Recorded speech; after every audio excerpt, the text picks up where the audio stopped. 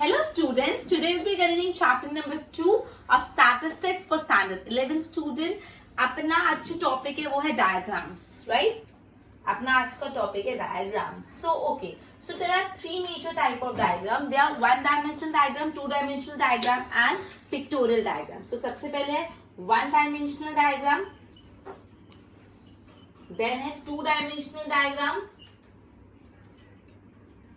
and the third one is pictorial diagram. Clear? तीन type के diagram है, one dimensional diagram, two dimensional diagram and the third one is pictorial diagram. अब one dimensional diagrams में क्या आ जाता है? एक आ जाता है बार डायग्राम, दूसरा आ जाता है मल्टीपल बार डायग्राम, या तो आप उसको एडजेसेंट बार डायग्राम बोल सकते हो. दूसरा है मल्टीपल या तो slash adjacent bar diagram. Third one is simple divided bar diagram. Third कौन सा है? Simple divided bar diagram. And fourth one is percentage divided bar diagram. Fourth one is percentage divided bar diagram. Clear? अब two dimensional में क्या होता है, pictogram में क्या आता है, will keep it on hold, बाद में देखते हैं. अभी तक अपन ने देखा कि डायग्राम्स तीन टाइप के होते हैं. एक होता है वन डायमेंशनल डायग्राम, दूसरा होता है टू डायमेंशनल डायग्राम एंड तीसरा होता है पिक्टोग्राम. क्लियर? वन डायमेंशनल में एक बार डायग्राम होता है, दूसरा मल्टीपल बार डायग्राम या एडजेसेंट बार डायग्राम होता है, तीसरा सिंपल डिवाइडेड बार डायग्राम होता है और चौथा परसेंटेज डिवाइडेड बार डायग्राम होता है. क्लियर हुआ? चलो सबसे पहले अपन स्टार्ट करें बार डायग्राम क्या होता है. क्लियर?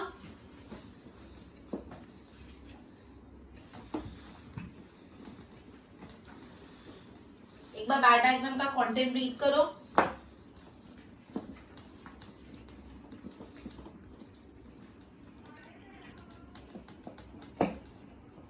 ओके, तो सबसे पहले अपन स्टार्ट करते हैं बार डायग्राम.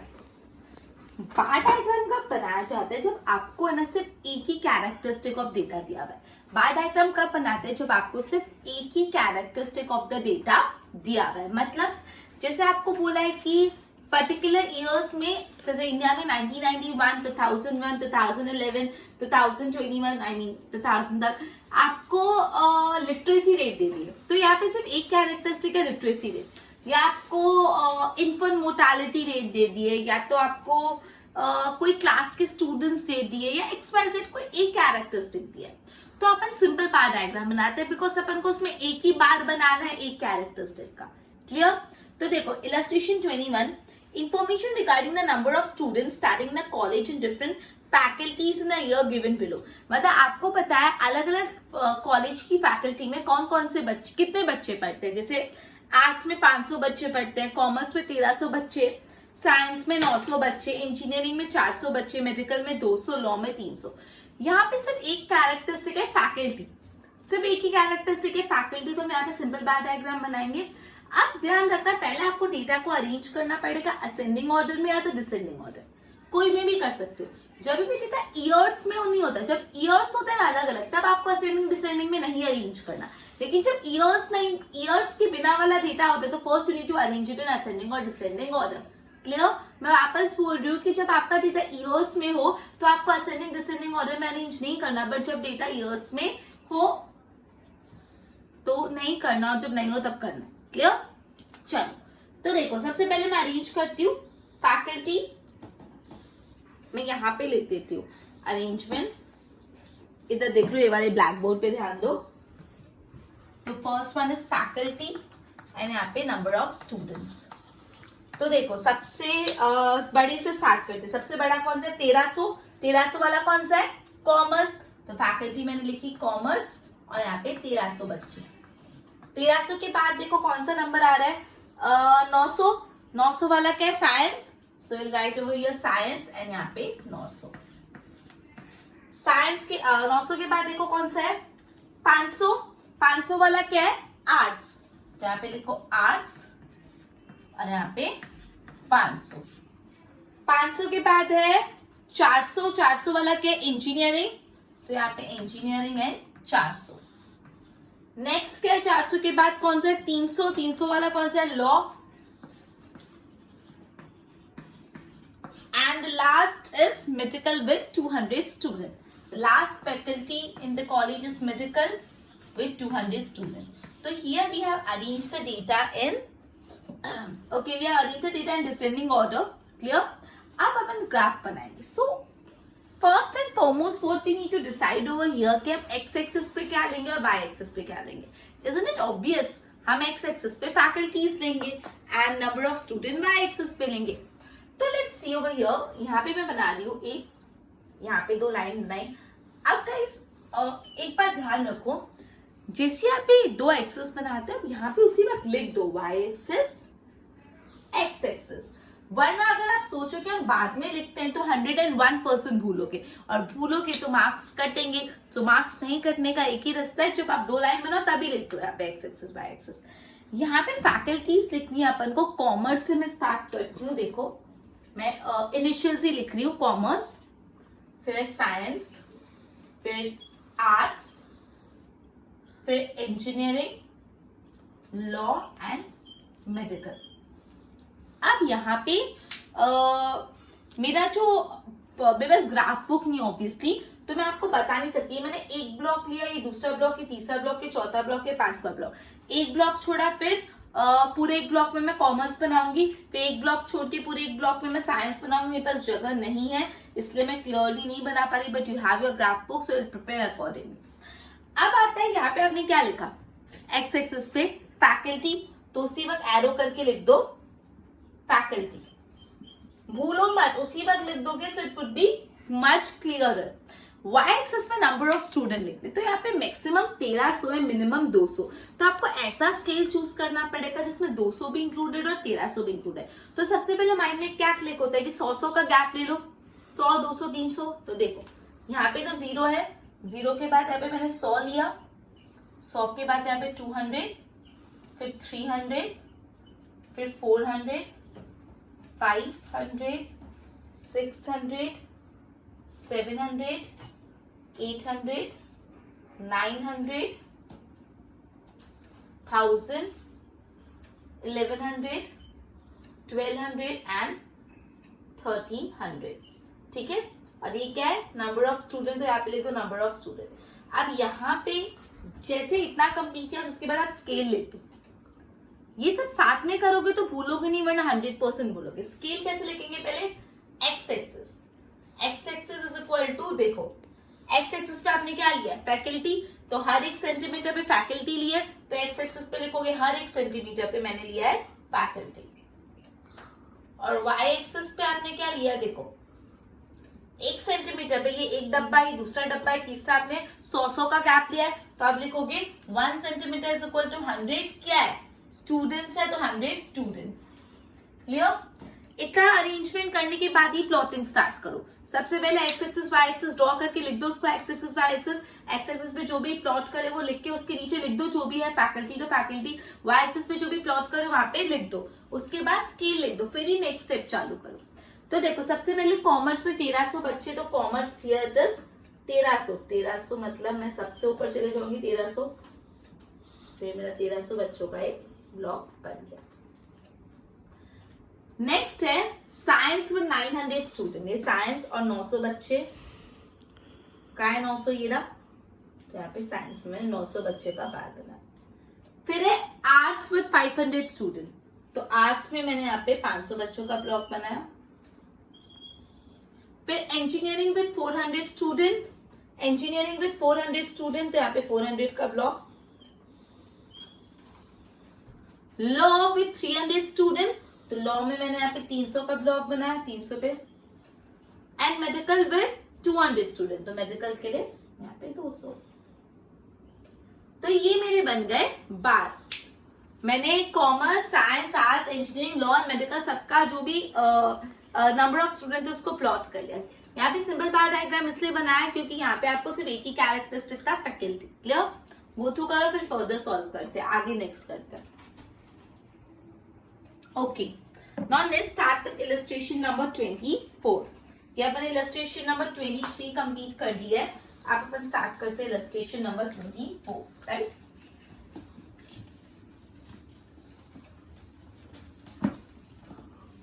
रीड करो इलस्ट्रेशन 24 जब तक।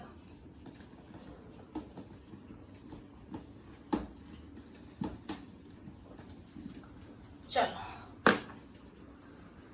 The information regarding the production in a factory during 5 years is given below. आपको 5 साल का एक फैक्ट्री का प्रोडक्शन की इंफॉर्मेशन दे दी है, उस बेसिस पे आपको सुटेबल डायग्राम बनाना है। नाउ लेट्स सी, यहाँ पे आपको ईयर्स दे दिए और एक प्रोडक्शन दिया, मतलब सिर्फ ईयर्स और प्रोडक्शन, तो यहाँ पे सिंपल बार डायग्राम बनेगा बिकॉज एक ही कैरेक्टरिस्टिक है ईयर। अब जब ईयर है तो मैंने आपको बताया था आपको अरेंजमेंट नहीं करने का असेंडिंग डिसेंडिंग में, डायरेक्ट प्लॉटिंग स्टार्ट करते हैं। तो पहले अपन एक्स एक्सिस वाई एक्सिस बना देते हैं, ये एक्स एक्सिस ये y एक्सिस, मैंने आपको बताया, सॉरी ये x एक्सिस, यहाँ पे लिखोगे आप x एक्सिस, यहाँ पे लिखोगे आप y एक्सिस। फिर x एक्सिस पे ऑब्वियसली हम ईयर्स प्लॉट करेंगे, तो लेट्स प्लॉट 2011, 12, 13, 14, 15। ये एक ब्लॉक छोड़ा 2011, ये 2012, 13, 14, 2015। y एक्सिस पे अपन को प्रोडक्शन लिखना है। अब देखो यहाँ पे ईयर्स लिखेंगे तो डायरेक्टली यहाँ पे लिख दो ईयर्स, ये भूलो मत, जितना क्लीन काम करोगे इतना it will look good and better, right? अब प्रोडक्शन को आपको y एक्सिस पे लिखना है, तो देखो मिनिमम प्रोडक्शन कितना है 120 और मैक्सिमम कितना है 160, तो मुझे ऐसा प्लॉटिंग करना है जिसमें 120 से 160 के बीच में आए, ठीक है? सो मैं क्या कर सकती हूँ, 120 से 160 के बीच में आपको दिख रहा है 20 का गैप ले सकते हैं, तो अपन 0 से स्टार्ट करते हैं, 20 का गैप लेके 160 180 तक जाते हैं। देखो यहाँ पे 0 से स्टार्ट किया, ये देखो 20, 40, 60, 80, 100, 120, 140, 160, 180, बहुत हो गया। 180 के ऊपर तो कुछ है ही नहीं। यहाँ पे आपने प्रोडक्शन लिखा, तो अपन यहाँ पे उसी वक्त लिख दो प्रोडक्शन इन लैक्स। अब नेक्स्ट स्टेप मैंने आपको बताया स्केलिंग कर दो, it would be much easier for you, scale कर दो। स्केल एक्स एक्सिस पे आपने क्या रिप्रेजेंट किया है ईयर्स, तो लिख दो x axis is equal to years. Y axis पे 1 सेंटीमीटर इज इक्वल टू कितने यूनिट्स लिखोगे, 20 का गैप छोड़ा हुआ है, तो 20 का गैप, तो 20 लाख प्रोडक्शन। क्लियर? आप प्लॉटिंग स्टार्ट करते हैं। सबसे पहले 2011 में 120, 2011 120 कहाँ पे आएगा, ये रहा एग्जैक्टली 120 का बार। 2012 में क्वेश्चन में देखो 150 है, 150, so start from year and 140 और 150 160 के बीच में। 150 एग्जैक्टली आपको नहीं, लेकिन 140 और 160 के एग्जैक्ट जो सेंटर में आएगा, एग्जैक्ट सेंटर में आएगा 150, राइट? ऑब्वियसली 140, 150, 160, तो उसके एग्जैक्ट सेंटर में 150। फिर 2013 में है 130, सो वेयर इज 130, 120 और 140 के एग्जैक्ट सेंटर में, 130, 120 और 140 के एग्जैक्ट सेंटर में आएगा। फिर 2014 में 140 जाओ, 140 एग्जैक्टली आपको दिया हुआ है, हियर इट इज। 2015 में 160, तो 160 में आपको प्लॉट करना है 160। ओके, तो ये हमने प्लॉटिंग कर ली, अपना इलस्ट्रेशन 24 भी कंप्लीट हुआ, जिसमें अपन को असेंडिंग डिसेंडिंग ऑर्डर में अरेंज नहीं करना था, क्योंकि ऑलरेडी डेटा में ईयर्स दिए, जब ईयर्स दिए we don't have to arrange in ascending descending order. अपन ने एक्स एक्सिस वाई एक्सिस पे पहले उसको जो भी डिटेल्स थी वो लिख दी, स्केल लिखी और प्लॉटिंग किया। क्लियर? गो थ्रू करो।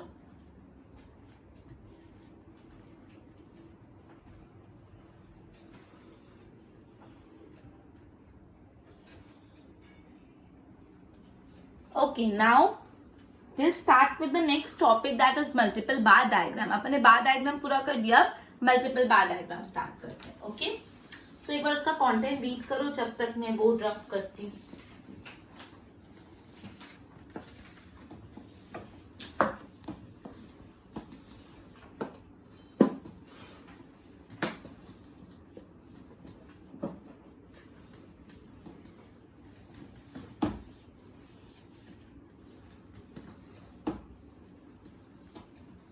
ओके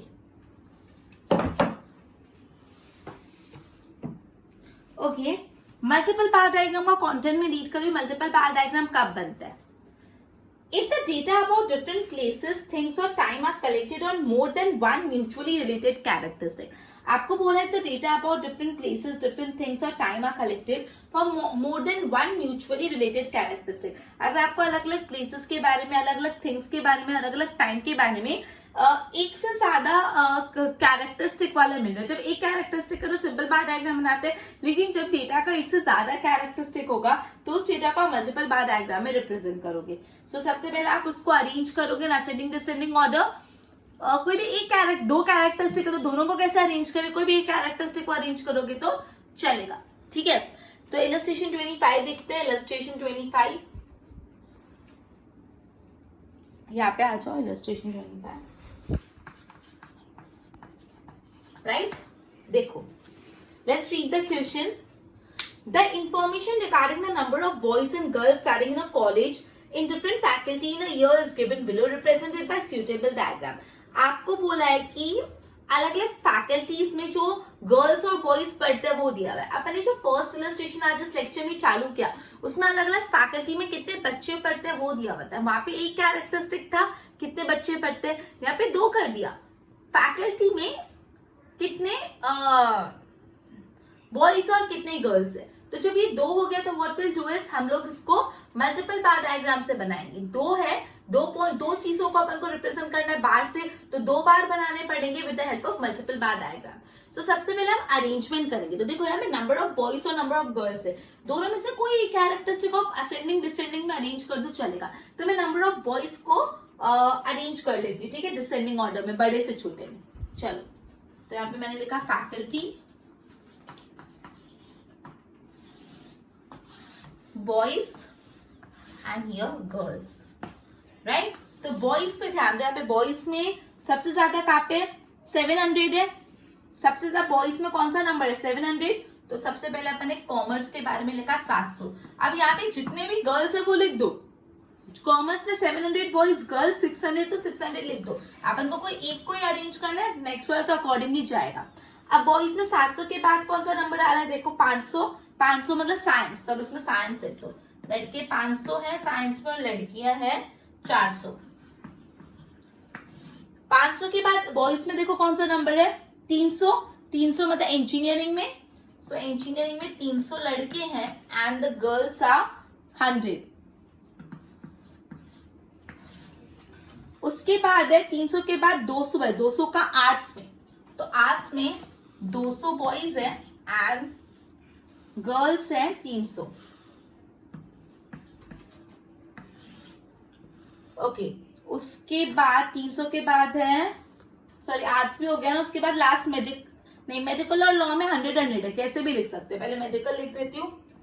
मेडिकल में 100 बॉयज है and girls are also 100. Law में 100 boys and girls are 200.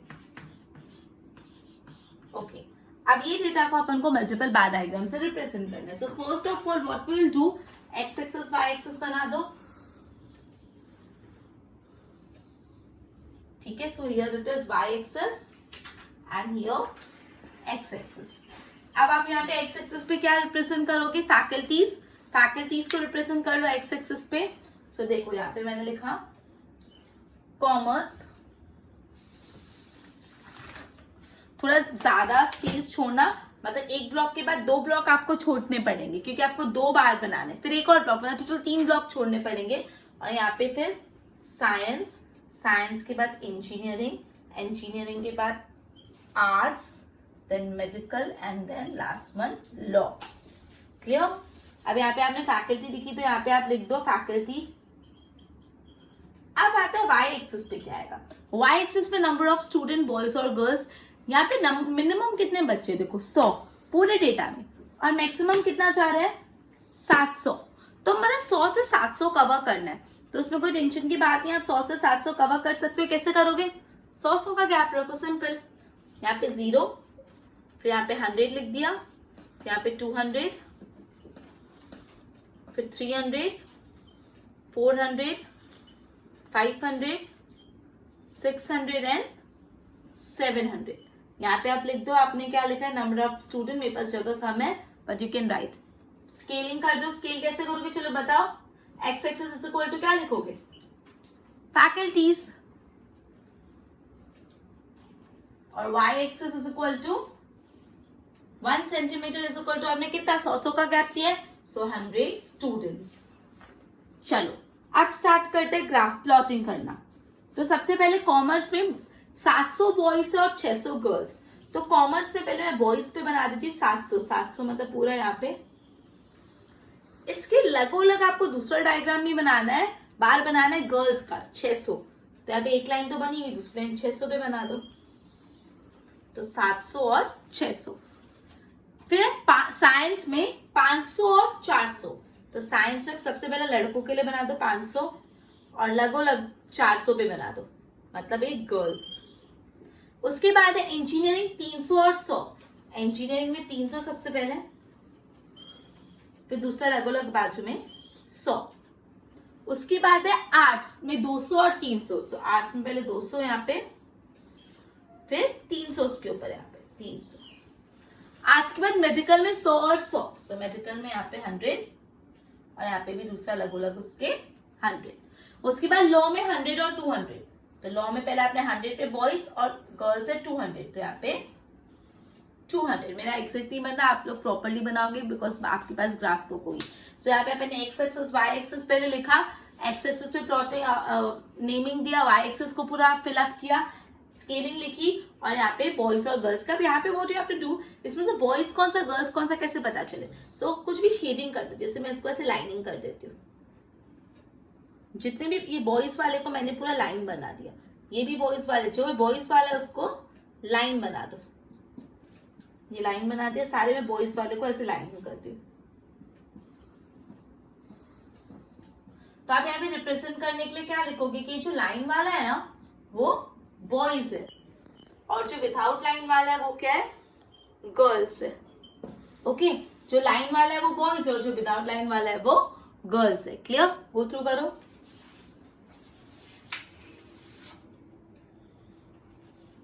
Okay चलो अब स्टार्ट करते हैं इलस्ट्रेशन नंबर 26। रीड करो illustration 26। X axis y axis बनाओ, till then fast. X axis y axis बनाओ, अपने हिसाब से प्लॉटिंग करो। मैं साफ कर दूं सब।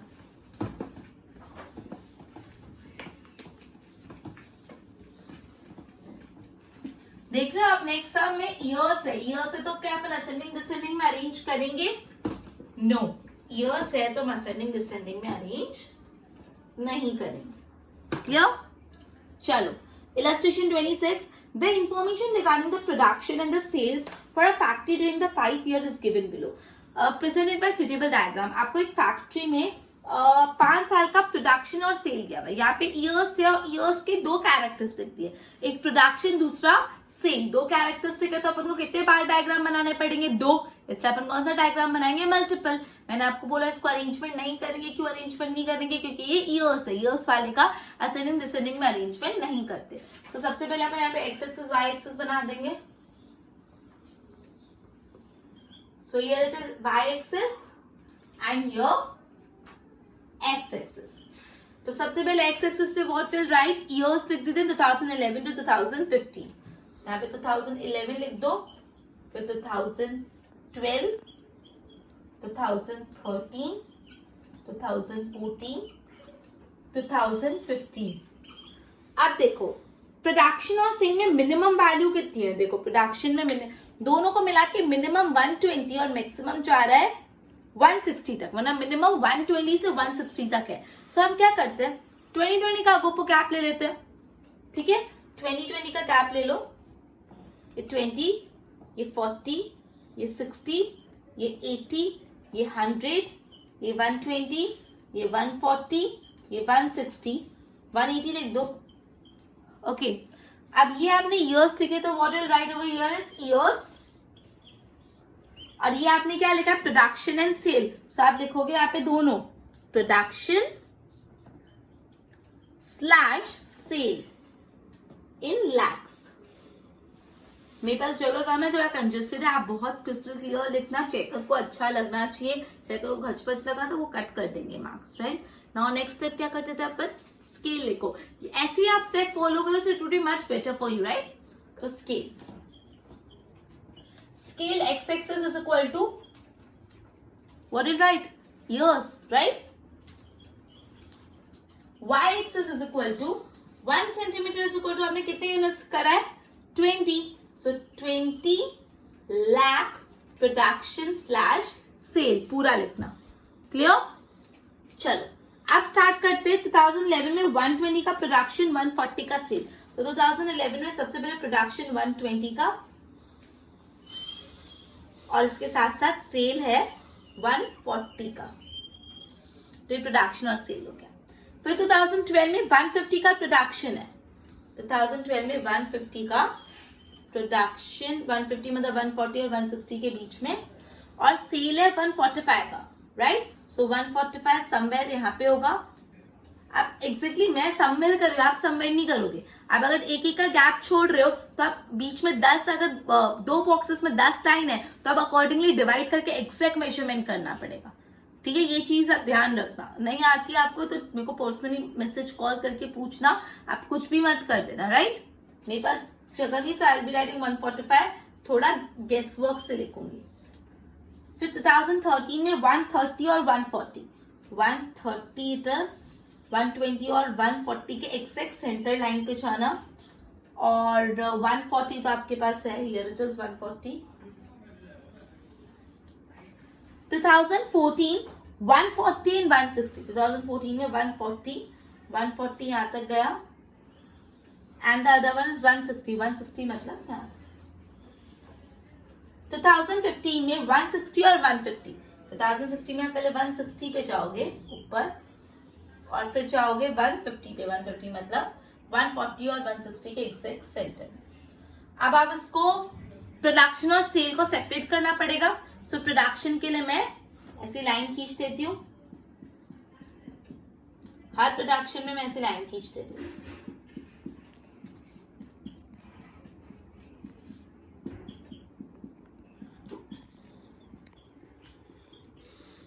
राइट? तो मैं यहाँ पे लिखूंगी जिसमें ऐसी लाइन है वो प्रोडक्शन है और जिसमें नहीं है वो सेल। क्लियर हुआ? गो थ्रू करो एक बार।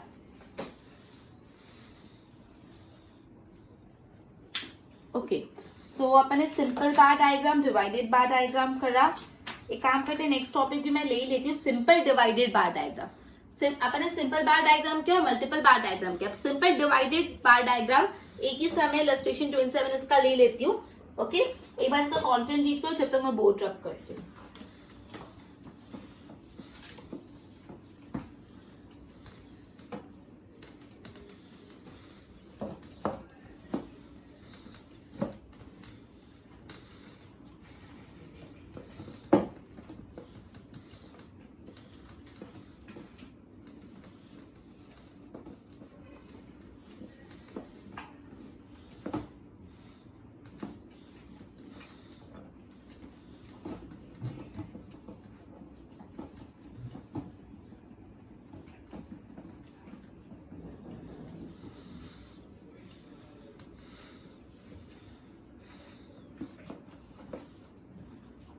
ओके, चलो अब सिंपल डिवाइडेड बार डायग्राम क्या बनाते हैं? जब दो कैरेक्टर्स, 2 या 3 मैक्सिमम हो तो हम मल्टीपल बार्स बनाते हैं।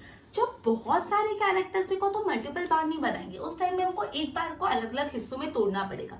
ये बात ध्यान से सुनना, ये नया टॉपिक है all together, so please be attentive over here. जब मल्टीपल बार या एडजेसेंट बार कब बनाते हैं? एक बार के बाजू में दूसरा बार। आप कितनी बार, 10-15 बार एक साथ बना दोगे तो फिर नेक्स्ट के लिए और 10-15 बार नहीं ना, क्योंकि अगर बहुत ज्यादा डिविजन्स होते हैं तो उस टाइम पे अपन क्या करेंगे, एक बार को अलग अलग हिस्से में डिवाइड कर देंगे।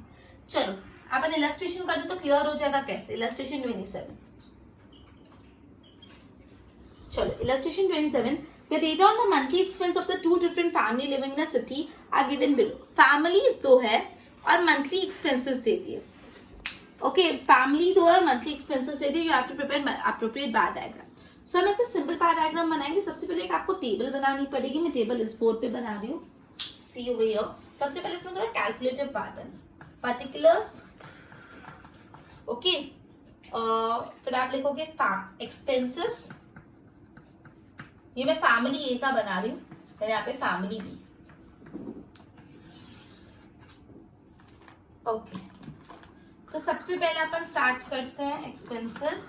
यहाँ पे अपन एक स्प्लिट अप लाइन बनाएंगे, स्प्लिट अप लाइन। सिमिलरली यहाँ पे एक्सपेंसेस और स्प्लिट अप लाइन। एक्सपेंसेस सबसे पहले अपन फैमिली ए पे चाहते हैं। सबसे पहला पर्टिकुलर है मंथली एक्सपेंस में फूड का खर्चा। फूड का खर्चा इन लोगों का है 8100 रुपीज। पहले मैं सारा खर्चा लिख देती हूँ। फिर है क्लोथिंग का खर्चा। क्लोथिंग का खर्चा फैमिली ए को कपड़ों के खर्चे लग रहे हैं 2700 रुपए। फिर पढ़ाई लिखाई का खर्चा, एजुकेशन का खर्चा है 2880 रुपए। फिर फ्यूल, पेट्रोल वेट्रोल जाएगा ना, पेट्रोल वेट्रोल भराने का आ जाता है 1800 रुपए। किराया देने का, रेंट भरने का 1620 रुपए का रेंट मंथली। और अदर्स दूसरा भी और कुछ खर्चा इधर उधर का तितर बितर आ गया 900। और अपना टोटल है महीने का फैमिली ए का 18,000 रुपए में इनका पूरा एक्सपेंस हो रहा है। 18,000 का महीने का पूरा खर्चा इनका आता है। चलो कोई नहीं, स्प्लिट अप लाइन बनाए। कैसे बनाएंगे स्प्लिट अप लाइन? कैलकुलेशन है, कैलकुलेटर हैंडी रखना। टोटल कितना? 18,000 रुपए। उसमें से पहला खर्चा 8100 लेस कर लो। 18,000 में से फर्स्ट 8100 फ्यूल को लेस कर लो, तो 18,000 माइनस मैंने 8100 किया तो मेरा है 9900। तो फ्यूल फूड का स्प्लिट अप लाइन है मेरी 9900। 9900 में फूड को स्प्लिट कर दो। कैसे करेंगे वो जब हम सॉल्व करेंगे तो क्लियर हो जाएगा, don't you worry about it. Okay, उसके बाद है क्लोथिंग। टोटल कितना? अब देखो ये 9900 अभी निकाला, ये 9900 में से 2700 क्लोथिंग का लेस कर दो। 9900 माइनस 2700 7200। नेक्स्ट ये जो 7200 आया उसमें से आप 2880 लेस कर लो। 2880 7200 में से लेस करोगे माइनस 2880 दैट इज 4320। आपके कैलकुलेटर में 4320 ऑलरेडी है, माइनस कर लो 1800। ठीक है, सो माइनस के 1800 दैट इज 2520। नेक्स्ट 2520 में से ये 1620 लेस करो, दैट इज 900। अब नेक्स्ट 900 में से माइनस 900 जीरो ही आएगा, तो यहाँ पे खत्म कर दो, मतलब यहाँ पे अपना ही खत्म। अब फैमिली बी का अकॉर्डिंगली करेंगे फटफट। फैमिली बी का पहले खर्चा लिख देती हूँ मैं। 7,000, 2,000, 2,000, 3, 4, 2, 3,000, 4,000 एंड 2,000। अब स्प्लिट अप लाइन कैसे बनाएगी? टोटल है इसका 20,000 रुपए का खर्चा। चलो आपको पता चल गया हम स्प्लिट अप लाइन कैसे बनाते, सो हेल्प मी, मुझे बताते जाओ। 20,000 टोटल में से पहले क्या माइनस करूंगी? 7,000। जब 20,000 में से 7,000 माइनस करोगे तो कितना हजार बचेगा? 13,000 रुपए एग्जैक्टली। अब ये जो 13,000 है उसमें से क्या लेस करूंगी मैं, बताओ जरा। यस, ये 2,000 का खर्चा। 13,000 में से 2,000 क्या तो बचता है 11,000 रुपए। अभी 11,000 रुपए में से मैं माइनस करूंगी ये वाला 2,000। 11,000 में से 2,000 का तो कितना बचता है स्टूडेंट्स? Yes, it is 9,000। ये 9,000 में से मैं माइनस करूंगी ये 3,000। 9,000 में से 3,000 क्या तो कितना बचता है? 6,000। ये 6,000 में से मैं माइनस करूंगी 4,000। 6 में से 4 के तो कितना बचा? 2,000। अब 2,000 में से 2,000 यहाँ पे माइनस करेंगे तो जीरो ही बचेगा, तो यहाँ पे you don't have to do. तो ये मैंने तो पूरी टेबल बनाई, स्प्लिट अप लाइन किया। अब इसको प्लॉट कैसे करना है उससे पहले मैं टेबल को रिकॉल करा लूं एक बार। अपन ने क्या किया, अपन ने यहाँ पे अलग अलग पर्टिकुलर्स लिए। फैमिली बी का डेटा दिया हुआ था, अपन ने एक्सपेंस लिखा, एक्सपेंस लिखा। स्प्लिट अप लाइन कैसे बनाते हैं? टोटल एक्सपेंस में से पहला फ्यूल का हटा दो, जो आंसर है उसमें से नेक्स्ट हटाओ, फिर जो आंसर है उसमें से नेक्स्ट हटाओ। ऐसे ऐसे करते जहां तक जीरो नहीं आता वहां तक करते जाओ। अकॉर्डिंगली यहाँ पे भी किया। अब इसका बनाते हैं अपन ग्राफ। तो यहाँ पे एक्स एक्सिस वाई एक्सिस तो ऑब्वियसली बनेगा, तो ये मैंने बनाया एक्स एक्सिस, ये मैंने बनाया वाई एक्सिस। लिखना भी पड़ेगा एक्स एक्सिस वाई एक्सिस। चलो अब एक्स एक्सिस पे मैं फैमिली और फैमिली भी बताऊंगी, बिकॉज इतने सारे खर्चे थोड़ा ना एक्स एक्सिस पे लिखूंगे हम।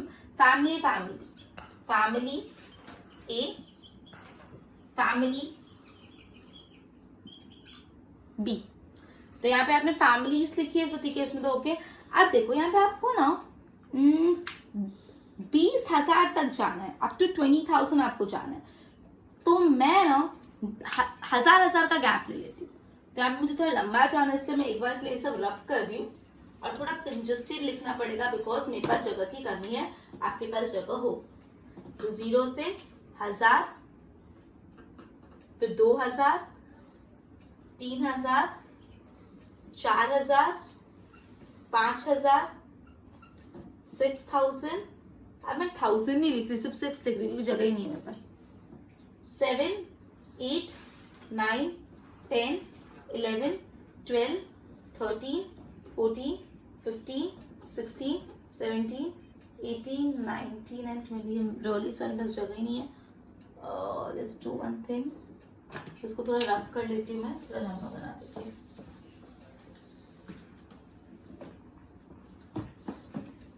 चलो वापस कर रही हूँ मैं। एक्स एक्स, ये y axis, x axis, family A, family B. यहाँ से 0 में डायरेक्ट 1 2 लिख रही हूँ। 1 मतलब 1,000 है, बस जगह नहीं है इसलिए।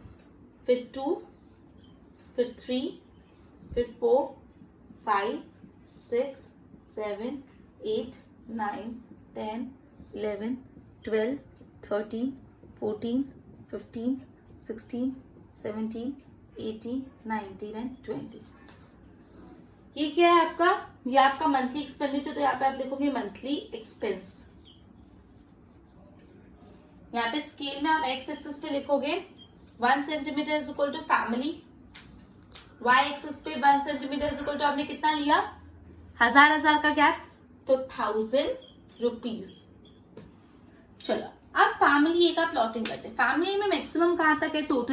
टोटल सबसे पहले 18,000, तो एक बड़ा सा ग्राफ बना लो अप टू 18,000। 18,000 तक मैंने एक ग्राफ बना दिया। अब अपन को स्प्लिट अप लाइन को ध्यान देना। स्प्लिट अप लाइन में सबसे पहले 9900 है, तो 9900 कहाँ आएगा? यहाँ पे देखो, ये 9,000 और 10,000 के बीच में, 9,000 और 10,000 के बीच में 9900 आता है ना। 9,000, 9,100, 9,200, 3, 4, 5 अप टू 9900। तो एक्जैक्टली 10,000 के एक पॉइंट पहले आएगा अपनी पहली स्प्लिट अप लाइन। ठीक है, उसके बाद दूसरा है अपना 7200। 7200 यहाँ पे मैं ना स्प्लिट करना ऊपर से चालू कर रही हूँ। आप उनको स्प्लिट करना चालू कैसे करना है? ऊपर से चालू करना है। सो पहले 9900 पे मैंने स्प्लिट किया, राइट? तो ये 9900 तक का इसको कोई एक शेड दे दो। सपोज मैं ऐसा कर रही हूँ, तो ये पूरा अभी तक कितना है? फूट का, क्योंकि फर्स्ट स्प्लिट अप लाइन फूट के। तो यहाँ पे मैं बना देती हूँ, जगह नहीं है यहाँ पे। यहाँ पे मैं छोटा सा बना रही हूँ, ये फूट का है, simple. Second split up line है 7200। 7200 का आएगा, ये 7,000 और 8,000 के बीच में 7100, 7200। तो दूसरी स्प्लिट अप लाइन यहाँ पे बनाए। इसको मैं सपोज ऐसा कर देती हूँ। तो ये वाला कौन सा है? ये वाला है क्लोथिंग का, क्लोथिंग। नेक्स्ट देखो, नेक्स्ट स्प्लिट अप है 4320 पे। 4320 यहाँ के 4,000 और 5,000 के बीच में 4320। इसको से फॉर एग्जाम्पल मैंने ऐसे डॉट डॉट कर दिया। तो ये कौन किसका होगा? एजुकेशन का। तो यहाँ पे मैं लिख रही हूँ ऐसे वाला एजुकेशन का। नेक्स्ट स्प्लिट अप लाइन है 2520 पे। 2520 यहाँ पे 2,000 और इसके यहाँ पे 2520। इसको मैं हैश ऐसे कर रही हूँ फॉर एग्जाम्पल। तो ये वाला कौन सा है? हैश वाला फ्यूल। Just a minute. हाँ, फिर है 900। तो क्या 0 से 1000 के बीच में आएगा 900। यहाँ पे बना, इसको मैं सर्कल कर लेती हूँ। तो यहाँ तक का जो है बाकी का सर्कल्स वाला वो है रेंट। और जो बाकी का बच गया नीचे, जिसको मैं स्लीपिंग लाइन कर देती हूँ ऐसे, वो स्लीपिंग लाइन क्या होगा, अदर्स, जो बच गया अदर्स। तो ये मेरा बन गया डिवाइडेड पैराग्राफ फॉर फैमिली। बस जगह कम थी तो थोड़ा कंजस्टेड हो गया है, सॉरी। ठीक है, अब हम फैमिली बी का करते तो आपको क्लियर हो जाएगा। मैं एक बार ये स्केल ड्रॉप कर रही हूँ बिकॉज मेरे पास जगह नहीं है। तो फैमिली बी का टोटल कितना है, 20,000। तो हम कहाँ तक जाएंगे, अप टू 20,000। सबसे पहले एक बड़ा सा ग्राफ बना लो लास्ट तक, बिकॉज मेरा लास्ट ही 20,000 है। अब हम स्प्लिटिंग करेंगे। सबसे पहले फूड का 13,000 पे स्प्लिटिंग आ रहा है। 13,000 मतलब एग्जैक्टली यहाँ पे स्प्लिट करा इसको। फूड का सेम ही आपको दोनों जगह सेम ही करना है, दोनों फूड। फिर है 11,000 पे स्प्लिटिंग करना है। ये रहा 11,000 पे स्प्लिटिंग किया और इस पे स्लीपिंग लाइन बनाई, ये ऑफ क्लोथिंग। उसके बाद 9,000 पे स्प्लिट करना है एग्जैक्टली, तो 9,000 पे स्प्लिट किया और dot. This is about education portion. उसके बाद 9,000 के बाद 6,000 पे स्प्लिटिंग किया, 6,000 पे स्प्लिट करा और उसमें मैंने हैश बना दिया। This about fuel. 6,000 के पास 2,000 पे स्प्लिट करना है। 2,000 मतलब ये रहा, उसमें मैंने सर्कल्स बना दिए। It is about rent. और बाकी का जो पोर्शन बचा है जिसमें मैं स्लीपिंग लाइन बना रही हूँ वो है अदर्स। तो ये मैंने फैमिली ए और फैमिली बी का डिवाइडेड बाय डायग्राम बना दिया। क्लियर हुआ? मतलब इसमें स्प्लिट, इसमें आपको थोड़ा लंबा प्रोसीजर है। आपको पूरा टेबल प्रॉपर्ली बनाना पड़ेगा, स्प्लिट अप लाइन बनाना पड़ेगा एंड सॉल्व करना पड़ेगा। अपन ने आज इलस्ट्रेशन, अपन आज डायग्राम्स का टॉपिक उठा के सिंपल बार डायग्राम पढ़ लिया। वन डायमेंशनल डायग्राम में सिंपल बार डायग्राम पढ़ा, multiple bar diagram, simple divided बार डायग्राम। उसके लिए इलस्ट्रेशन नंबर 23, 24, 25, 26, 27 सॉल्व किया। अब होमवर्क में आपको सारे इलस्ट्रेशन सॉल्व करने हैं। साथ में जस्ट अ मिनट, एक्सरसाइज 2.3 का क्वेश्चन नंबर 1 सॉल्व करना है, क्वेश्चन नंबर 2 सॉल्व करना है, क्वेश्चन नंबर 3 भी करना है, 4 भी करना है, 5 भी करना है। 5 1 2 3 4 5 मतलब ये 5-6 इलस्ट्रेशन जो अपन ने किए और 5 एग्जाम्पल एक्सरसाइज 2.3 के सम टोटल 10-12 सम आपको खुद सॉल्व करने। नेक्स्ट सेक्शन में आगे नेक्स्ट टॉपिक करते हैं। Till then good bye.